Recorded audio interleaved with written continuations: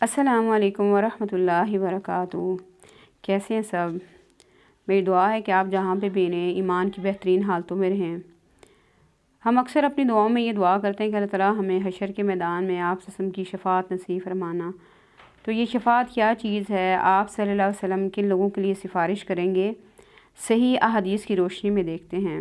بسم اللہ الرحمن الرحیم۔ میدان حشر میں طویل مدت تک بھوکے پیاسے، شدید گرمی اور بدبودار پسینے میں شرابو لوگ تنگ آ کر انبیاء اکرام علیہ السلام کی خدمت میں حاضر ہوں گے کہ وہ اللہ تعالیٰ سے حساب کتاب شروع کرنے کی سفارش کریں۔ تمام انبیاء اکرام علیہ السلام سفارش کرنے سے انکار کر دیں گے۔ آخر میں حضرت محمد مصطفیٰ صلی اللہ علیہ وسلم کی خدمت میں لوگ حاضر ہوں گے کہ آپ صلی اللہ علیہ وسلم اللہ کی بارگاہ میں حساب کتاب شروع کرنے کے لیے سفارش کریں۔ اسے سفارش کبریٰ یا شفاعت عظمیٰ بھی کہا جاتا ہے۔ حضرت انس بن مالک سے روایت ہے کہ رسول اللہ صلی اللہ علیہ وسلم نے فرمایا، قیامت کے روز لوگ اکٹھے ہوں گے، کہیں گے ہمیں اپنے رب کے حضور کسی سے سفارش کروانی ہے، چاہے تاکہ وہ اللہ تعالیٰ سے ہمیں اس جگہ یعنی حشر کی تکلیف سے نجات دے۔ چنانچہ لوگ حضرت آدم علیہ السلام کے پاس آئیں گے اور عرض کریں گے، آپ کو اللہ تعالیٰ نے اپنے ہاتھ سے پیدا کیا، اپنی روح پھونکی اور فرشتوں کو حکم دیا کہ آپ کو سجدہ کریں۔ آج ہمارے لیے رب کے حضور ہمارے لیے سفارش کریں کہ وہ حساب کتاب شروع کرے اور حشر کی تکلیف سے ہمیں نجات دے۔ حضرت آدم علیہ السلام کہیں گے، میں اس لائق نہیں اور میں اپنی غلطی یاد کر کے نادم ہوں۔ حضرت آدم علیہ السلام کہیں گے کہ حضرت نوح علیہ السلام کے پاس جاؤ، وہ اللہ کے بھیجے ہوئے سب سے پہلے رسول ہیں۔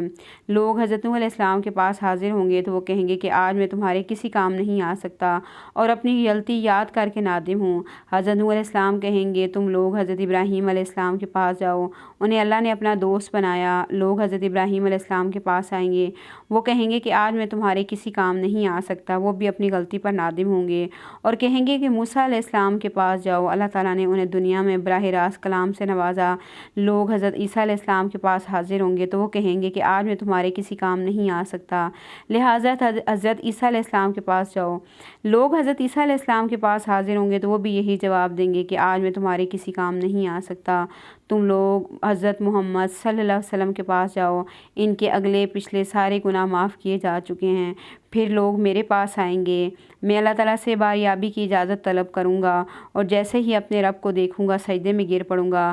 اللہ تعالیٰ جتنی مدت تک چاہے گا مجھے سجدے میں پڑا رہنے دے گا اور پھر کہا جائے گا، سر اٹھاؤ، سوال کرو دیے جاؤ گے، بات کرو سنی جائے گی، سفارش کرو قبول کی جائے گی۔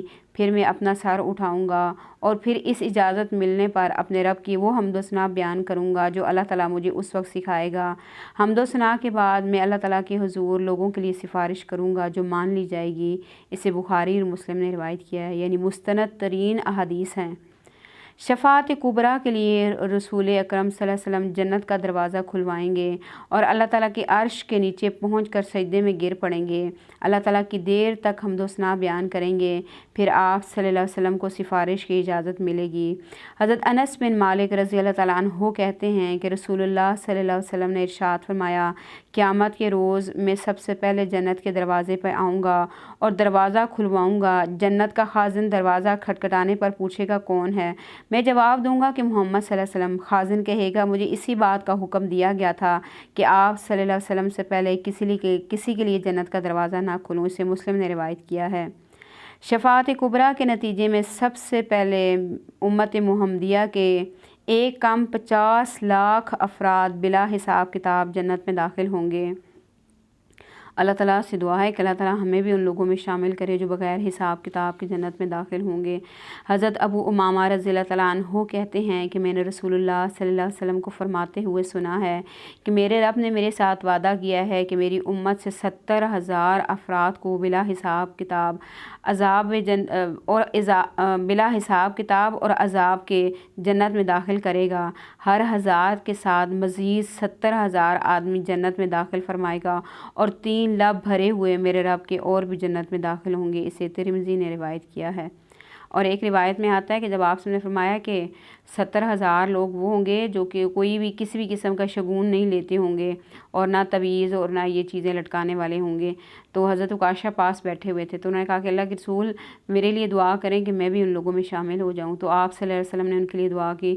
تو باقی صحابہ نے کہا کہ اللہ کے رسول ہمارے لیے بھی دعا کریں۔ تو آپ صلی اللہ علیہ وسلم نے فرمایا عکاشہ سبقت لے گئے ہیں۔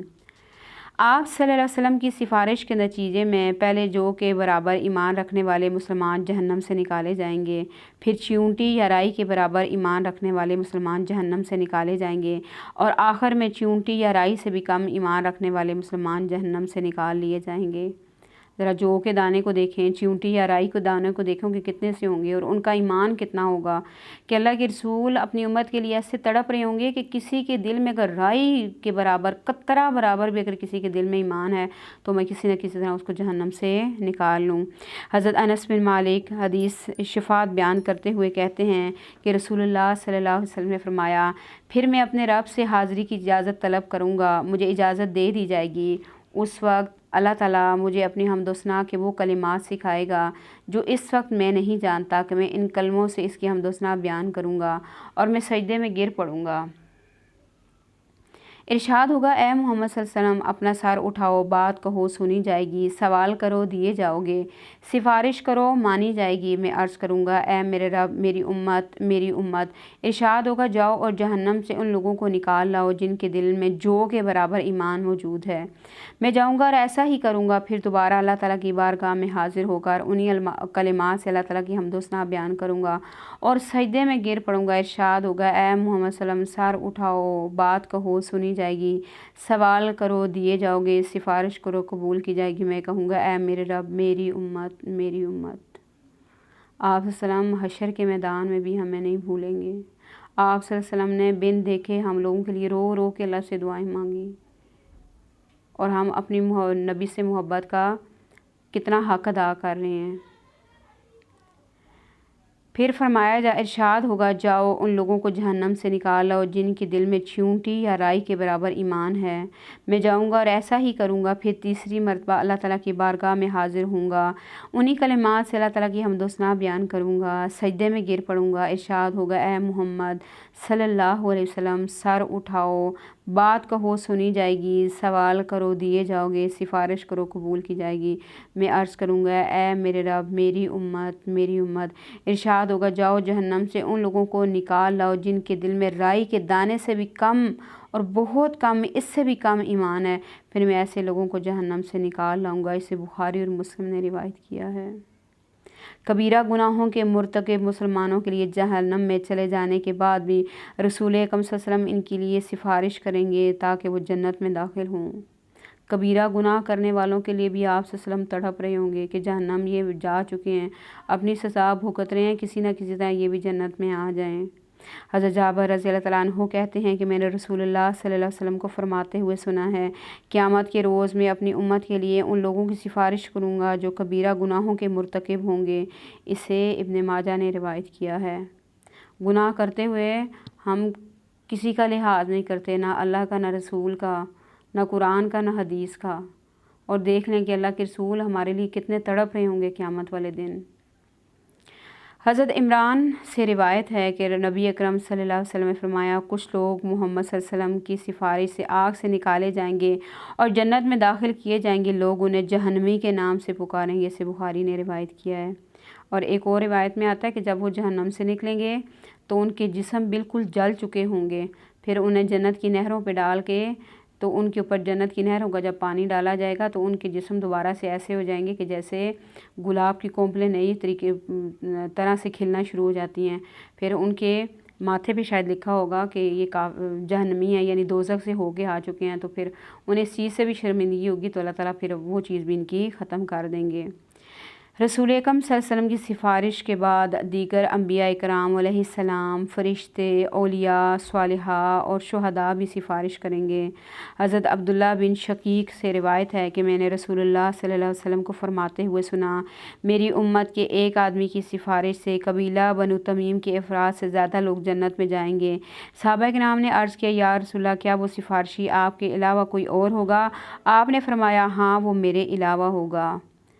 حضرت ابو سعید خدری کہتے ہیں کہ رسول اللہ صلی اللہ علیہ وسلم نے فرمایا، اللہ تعالیٰ فرمائے گا فرشتے بھی سفارش کر چکے، انبیاء سفارش کر چکے، مومن سفارش کر چکے، اب ارحم الراحمین کے علاوہ کوئی باقی نہیں رہا۔ چنانچہ اللہ تعالیٰ ایک مٹھی بھر کر جہنم سے ایسے لوگوں کو نکالیں گے جنہوں نے کبھی کوئی نیکی نہیں کی ہوگی۔ اسے مسلم نے روایت کیا ہے۔ یعنی ایسے گناہ گار کہ ساری زندگی ان کو توفیق نہیں ملی کہ وہ ایک نیکی بھی کریں۔ کس وجہ سے معاف کر دیا جائے گا؟ اللہ کے رسول کی وجہ سے، اللہ کے رسول کی امتی ہونے کی وجہ سے جہنم میں سزا کاٹنے کے بعد ان کو وہاں سے نکال دیا جائے گا۔ شہداء اپنے قریبی رشتہ داروں میں سے 70 افراد کی سفارش کرے گا۔ حضرت مقداد بن معدی کرب سے روایت ہے کہ رسول اللہ صلی اللہ علیہ وسلم نے فرمایا، اللہ تعالیٰ کے نزدیک شہید کو 6 فضیلتیں حاصل ہیں۔ نمبر 1، اس کا خون گرتے ہی اللہ اس کے گناہ معاف کر دیتا ہے۔ نمبر 2، جنت میں اسے اس کا گھر دکھا دیا جاتا ہے۔ نمبر 3، عذاب قبر سے بچایا جاتا ہے۔ نمبر 4، قیامت کے روز بڑی گھبراہٹ سے محفوظ رہے گا۔ نمبر 5، ایمان کا لباس پہنایا جائے گا اور موٹی آنکھوں والی حوروں سے اس کا نکاح کیا جائے گا۔ نمبر 6، قیامت کے روز اسے اپنے قریبی رشتہ داروں میں سے 70 آدمیوں کی سفارش کا حق دیا جائے گا۔ اسے ابن ماجہ نے روایت کیا ہے۔ تو ہم بھی اللہ سے دعا کرتے ہیں کہ اللہ تعالیٰ ہمیں بھی شہادت کی موت نصیب فرمائے۔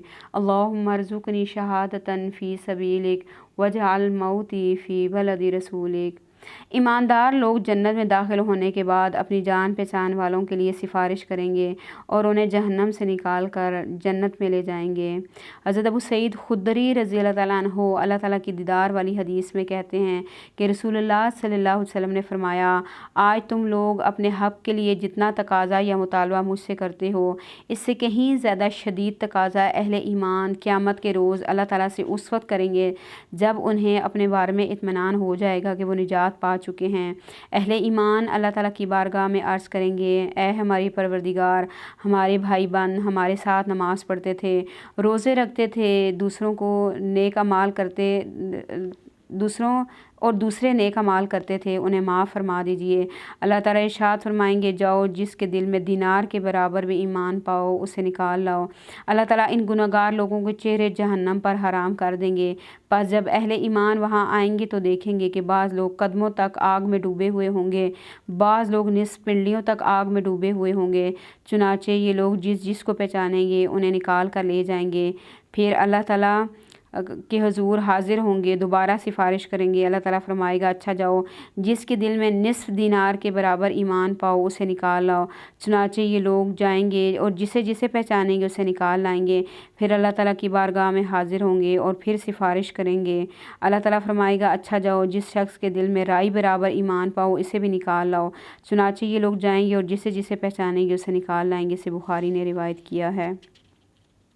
بعض اہل ایمان 2 اور 3 آدمیوں کی سفارش کریں گے۔ حضرت انس بن مالک کہتے ہیں کہ رسول اللہ صلی اللہ علیہ وسلم نے فرمایا، ایک آدمی 2 یا 3 آدمیوں کی سفارش کرے گا۔ ان احادیث سے یہ بات ہمیں پتہ چلتی ہے کہ انسان اپنے ارد گرد دیکھے ان کی دعا سلام کن لوگوں کے ساتھ ہے، ان کا اٹھنا بیٹھنا کن لوگوں کے ساتھ ہے۔ اگر ہمارا اٹھنا بیٹھنا دن رات ہمارے صرف دنیا دار لوگوں کے ساتھ گزر رہے ہیں اور ایمان والوں کے ساتھ نہیں گزرے تو پھر دیکھ لیں کہ ہمارا انجام کن کے ساتھ ہوگا۔ اگر ہمارے ایمان لانے والوں کے ساتھ یا جو لوگ نیک ہیں یا جو لوگ دین کا علم صحیح طریقے سے سکھا رہے ہیں پڑھا رہے ہیں ان کی مجلسوں میں بھی اگر جا کے بیٹھیں گے تو اگر وہ ہمیں پہچان لیں گے تو قیامت والے دن وہ ہمیں پہچان لیں گے اور ہمیں وہاں سے نکال لیں گے۔ تو اپنی صحبت کے اوپر ضرور غور کریں اور کوشش کریں کہ آپ کے حلقہ احباب میں وہ لوگ بھی ضرور ہوں جو نیک ہوں، جو قرآن اور حدیث کا علم سکھانے والے ہوں، جو لوگوں کو نیکی کا حکم دینے والے اور برائیوں سے روکنے والے ہوں۔ اب روزہ اور قرآن بھی سفارش کریں گے۔ حضرت عبداللہ بن عمر سے روایت ہے کہ رسول اللہ صلی اللہ علیہ وسلم نے فرمایا، روزہ اور قرآن بھی قیامت کے دن بندے کے لیے سفارش کریں گے۔ روزہ کہے گا، اے میرے رب، میں نے اس بندے کو کھانے پینے اور اپنی خواہشات پوری کرنے سے روکے رکھا، لہٰذا اس کے بارے میں میری سفارش قبول فرما۔ قرآن کہے گا، اے میرے رب، میں نے اس بندے کو رات قیام کے لیے سونے سے روکے رکھا، لہٰذا اس کے بارے میں میری سفارش قبول فرما۔ چنانچہ دونوں کی سفارش قبول کی جائے گی۔ اسے احمد اور طبرانی نے روایت کیا ہے۔ قرآن پاک پڑھنے کے لیے ہمارے پاس کتنا ٹائم ہے، ہم 24 گھنٹوں میں سے کتنا ٹائم قرآن پاک کے لیے نکال رہے ہیں۔ آپ کو خود اندازہ ہو جائے گا کہ واقعی ہمارا قرآن پاک جو ہم پڑھتے ہیں، جتنا ہم اس کے اوپر عمل کر رہے ہیں، کیا اس قابل ہے کہ قیامت کے دن ہماری سفارش کرے؟ کیونکہ قرآن پاک کے بھی بارے میں آتا ہے کہ قیامت کے دن یا تو قرآن ہمارے حق میں سفارش کرے گا یا ہمارے خلاف گواہی دے گا کہ اس کو جہنم میں لے کے جائیں۔ سورہ البقرہ اور سورہ آل عمران اور سورہ ملک بھی اپنے پڑھنے والوں کے لیے سفارش کریں گی۔ حضرت نواس بن سمعان رضی اللہ تعالیٰ عنہ کہتے ہیں کہ میں نے نبی اکرم صلی اللہ علیہ وسلم کو فرماتے ہوئے سنا ہے کہ قرآن مجید اور اس پر عمل کرنے والے لوگوں کو قیامت کے روز اس طرح لایا جائے گا کہ سورہ البقرہ اور سورہ آل عمران روشنی کی شکل میں ان کے آگے آگے ہوں گی، گویا کہ وہ دو بادل ہیں یا سیاہ رنگ کے دو سائبان ہیں جس سے روشنی چمکتی ہے، یا صف بستہ پرندوں کی دو قطاریں ہیں سایہ کیے ہوئے، اور اپنے پڑھنے یا یاد کرنے والوں کی طرف سے جھگڑا کریں گی۔ اس نے مسلم نے روایت کیا ہے۔ ہم بھی کیا سورہ البقرہ اور سورہ آل عمران نہیں پڑھ سکتے؟ کیا ہم سورہ ملک کی روزانہ رات کو تلاوت نہیں کر سکتے؟ سورہ البقرہ بہت اگر 2.5 پاروں پہ مشتمل لمبی ہے تو اس طرح کر لیں کہ ایک رکوع صبح کے وقت پڑھ لیں اور ایک رکوع سورہ آل عمران کا شام کے وقت پڑھ لیں، اور جو سورہ ملک ہے وہ رات کو پڑھ لیں۔ پھر یہ ہے کہ جتنا آپ اس کو پڑھ رہے ہیں اس کا ترجمہ پڑھیں، اس کی تفسیر سنیں، اور روزانہ ایک رکوع میں سے یا ایک آیت کو آپ لے لیں کہ آج میں نے اس آیت کے اوپر عمل ضرور کرنا ہے، تو انشاءاللہ یہ ہماری جو قرآن پاک ہے انشاءاللہ ہمارے لیے یہ صورتیں بھی قیامت کے دن سفارش کریں گی۔ حضرت ابو ہریرہ رضی اللہ تعالیٰ عنہ کہتے ہیں کہ رسول اللہ صلی اللہ علیہ وسلم نے فرمایا، قرآن مجید میں 30 آیات کی ایک صورت ہے جو اس کے پڑھنے والے کے لیے سفارش کرے گی حتیٰ کہ اسے بخش دیا جائے گا، اور یہ صورت تبارک الذی بیدہ الملک یعنی سورہ ملک ہے۔ تو روزانہ رات کو پڑھیں، قبر میں بھی اس صورت نے ہمیں کام آنا ہے، عذاب نہیں ہونے دے گی۔ وہ گھر جس میں ہم نے جانا ہے، وہ گھر جہاں پہ قیامت تک ہم نے سوئے رہنا ہے، اس گھر میں بھی یہ ہمارے کام آئے گی، اور حشر کے میدان میں بھی۔ اس کے علاوہ نیک اولاد بھی والدین کے لیے سفارش کرے گی۔ اپنی اولاد کو دیکھیں کہ ہم اپنی اولاد کے اوپر کس چیز کے اوپر سختی کر رہے ہیں، کیا ان کی دنیاوی پڑھائی کے اوپر، یا ان کی نماز روزے کے اوپر، یا ان کے قرآن پاک کے اوپر، کہ ہمیں ان کی دنیاوی پڑھائی کی زیادہ ٹینشن ہے کہ یا ہمیں اس چیز کی ٹینشن ہے کہ ابھی ہمارے بچے نے قرآن پاک نہیں پڑھا، ابھی ہمارے بچے کو نماز نہیں آتی۔ یا دیکھ لیں کہ ہم ان کو اللہ رسول سے جوڑ رہے ہیں، یا ہم ان کو بالکل یہ کہہ رہے ہیں کہ ٹھیک ہے نماز روزہ آئے نہ آئے، لیکن یہ کہ آپ نے یہ کام ضرور کرنے اور اس لیول تک آپ نے ضرور پہنچنا ہے۔ اسلام کسی بھی چیز سے نہیں روکتا، آپ کسی بھی عہدے پہ فائز ہو جائیں، قرآن اور حدیث سے لازمی جڑیں، اس سے آپ کی دنیا میں بھی آپ کامیاب ہو جائیں گے، اور انشاءاللہ آخرت کی کامیابی یقینی ہے۔ اور نہ صرف خود کامیاب ہوں گے بلکہ اپنی آئندہ آنے والی نسلوں کو بھی اور اپنے والدین کو بھی جنت میں ضرور لے کے جائیں گے۔ حضرت شرحجیل نبی اکرم صلی اللہ علیہ وسلم کے کسی صحابی سے روایت کرتے ہیں کہ انہوں نے نبی اکرم صلی اللہ علیہ وسلم کو فرماتے سنا کہ قیامت کے روز بچوں سے کہا جائے گا جنت میں داخل ہو جاؤ۔ بچے عرض کریں گے اے ہمارے پروردگار، جب تک ہمارے ماں باپ جنت میں نہیں ہوتے ہم بھی داخل نہیں ہوں گے۔ چنانچہ ان کے والدین کو لایا جائے گا، اللہ عز و جل فرمائیں گے انہیں جنت میں داخل ہونے سے روکنے کی ایک وجہ یہ ہے کہ پھر اولاد کہے گی کہ اے ہمارے رب، ہمارے ماں باپ، ہماری مائیں، اللہ تعالیٰ فرمائیں گے اچھا تم بھی اور تمہارے ماں باپ بھی جنت میں داخل ہو جاؤ۔ تو اولاد، نیک اولاد جو ہوگی وہ بھی کیا کرے گی، اپنے والدین کو جنت میں ضرور لے کے جائے گی۔ رسول اکرم صلی اللہ علیہ وسلم کی سفارش سے امت محمدیہ صلی اللہ علیہ وسلم کی اتنی تعداد جنت میں چلی جائے گی کہ جنت کی آدھی آبادی امت محمد صلی اللہ علیہ وسلم کی ہوگی۔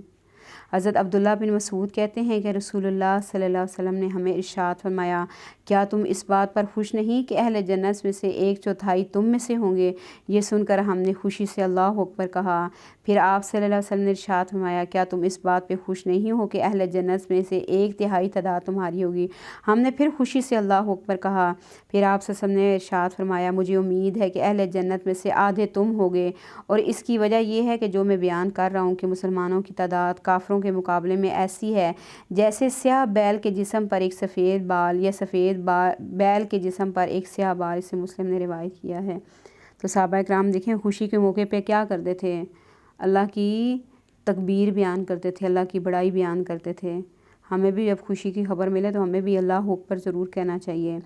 رسول اکرم صلی اللہ علیہ وسلم کی سفارش سے امت محمدیہ کے اتنے آدمی جنت میں داخل ہوں گے کہ رسول اکرم صلی اللہ علیہ وسلم خوش ہو جائیں گے۔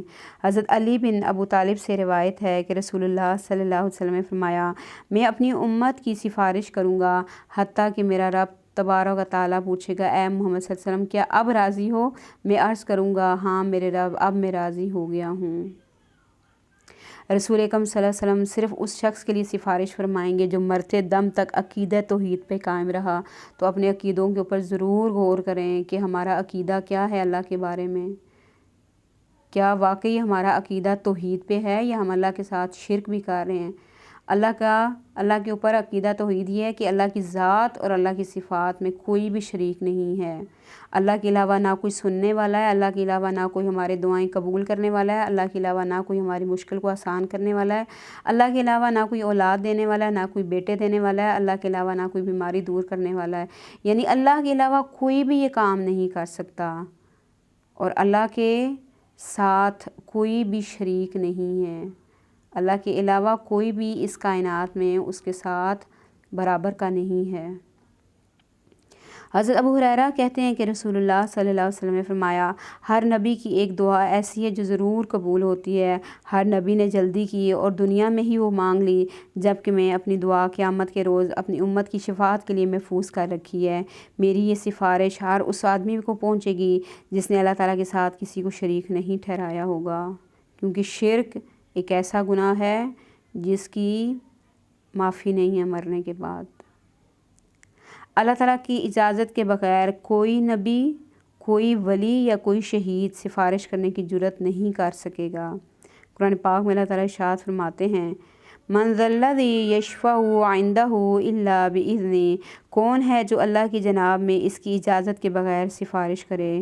ایک اور جگہ آتا ہے، اور جب وہ دن آئے گا تو کسی کو بات کرنے کی مجال نہ ہوگی سوائے اللہ تعالیٰ کی اجازت کے کہ جس کو اللہ اجازت دے۔ سورہ ہود۔ تو اللہ تعالیٰ سے دعا ہے کہ اللہ تعالیٰ ہمیں بھی ان لوگوں میں شامل کر لے، نمبر 1 جو بغیر حساب کتاب کے جنت میں داخل ہوں گے، نمبر 2 اللہ تعالیٰ ہمیں شہادت کی موت نصیب فرمائے، اور نمبر 3 اللہ تعالیٰ ہمیں آپ صلی اللہ علیہ وسلم کی شفاعت نصیب فرمائے۔ آمین۔ وآخر دعوانا